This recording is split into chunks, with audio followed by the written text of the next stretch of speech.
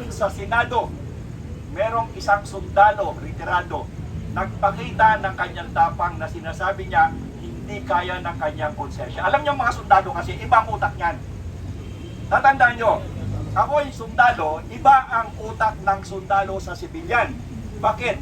Pag ikaw ay nagsundalo, kung ikaw ay sa enlisted personnel, dadaan ka ng 6 na buwan ng pagsasanay, tatanggalin lahat ang utak mong sibilyan.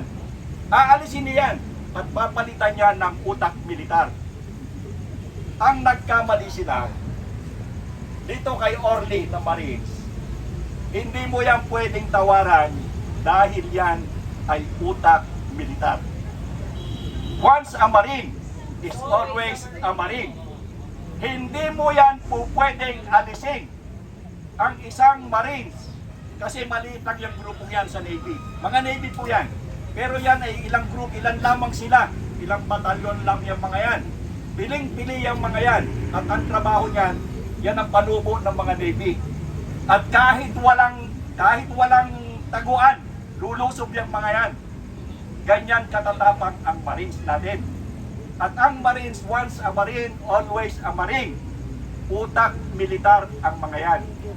Pasalamat po tayo. Dahil sa kanya, nakita natin at sinabi yung pinakasagradong pangalan.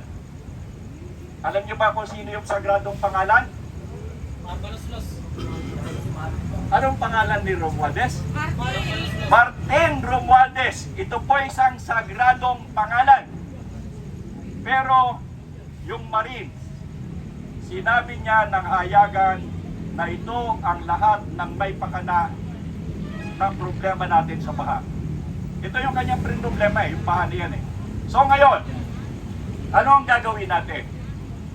Hanggang sa ngayon, nag-iiwa-hiwalay pa rin tayo, kontrolado pa rin tayo ng sistema ng mga Amerikano at tuwan-tuwa sila.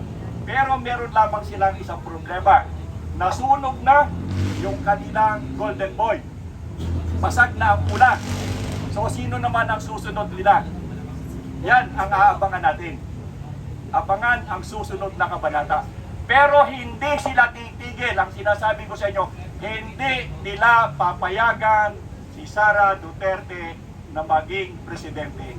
Ngayon, pro o against Sara Duterte kayo, dapat nyo siyang ingatan sapagkat naniniwala ako na kinatatakutan siya hindi ng mga Pilipino, Amerikano ang natatakot sa kanya.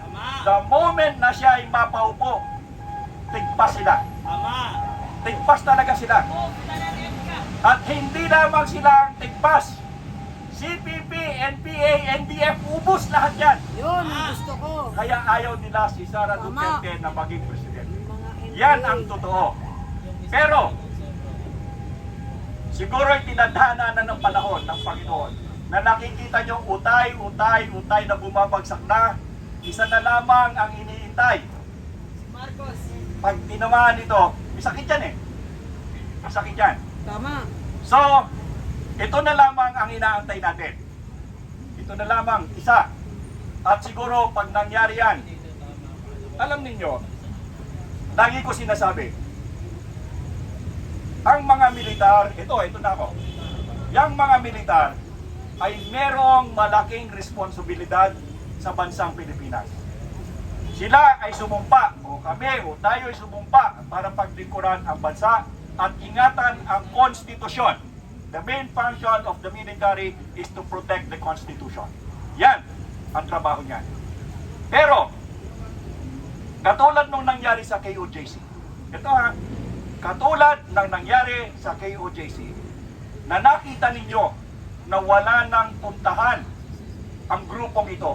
Zero! Wala nang puntahan. Alam nyo kung sino ang pwedeng sumalba sa kanila? Military lang. Kasi ito yung nandoon sa protective clause na kapag ang mga mamayang Pilipino ay wala nang pupuntahan sapagkat ang kaaway nila ay gobyerno, militar na lamang ang pwede nilang puntahan. Ang problema nasaan sila. Hanggang sa ngayon, hanggang oras na ito, ang kalaban natin ay gobyerno. Executive, legislative, and judiciary, magkakakuplot ng lahat magkasama na, nag-isa na. Wala na yung kanilang check and balance. Wala na.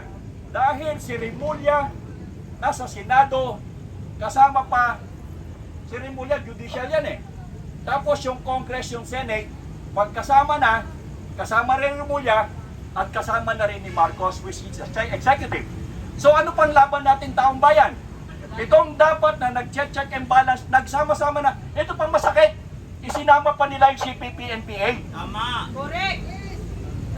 Yung three branches ng government, nagsama-sama na, plus the CPP, NPA, NDF. Tama. Saan na tayo pupunta? Ito yung sinasabi ko eh. Bilang mga militar, bilang sundalo, tayo ang tagapagbantay ng konstitusyon at ang kapakanan ng inang bayan.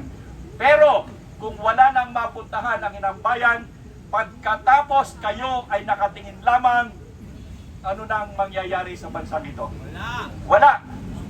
So, naintindihan ko rin yan eh. Bakit hindi sila kumikilos? Ito ha, bakit hindi sila kumikilos? Unang-una, yung SND, o yung mga taga-DOS dyan, makinig kayo. Merong maraming DOS dito eh. Taga-DOS, makinig kayo. Yung SND, hindi yan kikilos. Bakit? Eh, dual citizenship yan eh.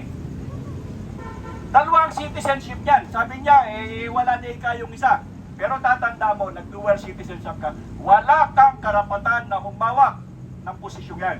Yan, si Teodoro. Ikalawa, yung ating Chief of Staff na ating hinihiling na tingnan kung ano ang kalalagayan ng ating bansa. Wala ring kilos. Ang laging sinasabi ito ha, ang laging sinasabi ay chain of command. We have to follow the chain of command. But how about the command responsibility? Magkasama yan eh. Hindi mo po pwedeng paghiwalayin ang chain of command at command responsibility. Sa chain of command, ang pinakamataas ay ang commander-in-chief, which is the president. Now, ano ang command responsibility niya? Ginulo na niya ang buong Pilipinas. Nagkakagulo tayo dahilan sa yung commander-in-chief, mahina, weak, umiyak. Saan ka nakakita na commander-in-chief?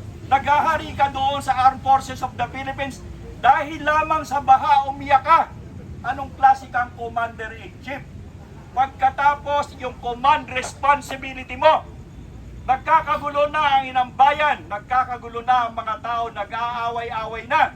At marami nang napapahamak dahilan sa korupsyon at pagnanakaw. Still ang sinasabi ng Chief of Staff, we follow the chain of command. But how about the command responsibility? Nasaan?